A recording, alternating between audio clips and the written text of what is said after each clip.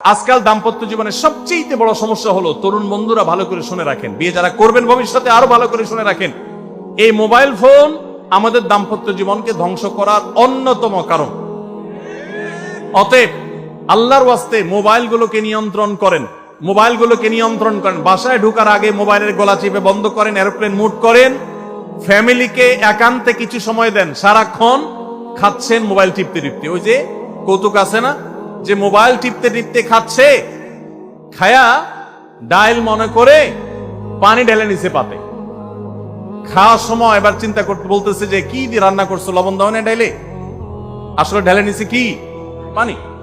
তো মোবাইল টিপতে টিপতে যদি মানুষ সংসারে স্বামী স্ত্রী একে অন্যের সাথে সময় কাটায়, তাহলে দাম্পত্য জীবনে অশান্তি নিশ্চিত। যত অশান্তি এবং যত ঝগড়া, যত ভুল বোঝাবুঝি আমাদের ফ্যামিলিগুলোতে হয়, এর অন্যতম প্রধান কারণ হলো এই মোবাইল এডিকশন, মোবাইল আসক্তি। স্বামী বলেন স্ত্রী বলেন উভয় একান্তে স্বামী স্ত্রী বাসা বাড়িতে তো অবস্থান যতদিন করবেন, ব্যবসা বাণিজ্য কাজ কাম আল্লাহর হস্তে, এগুলা সব জমা রেখে তারপর স্বামী স্ত্রী একে অন্যকে সময় দিবেন, ইনশাআল্লাহ দাম্পত্য জীবনের সুখ শান্তি আসবে।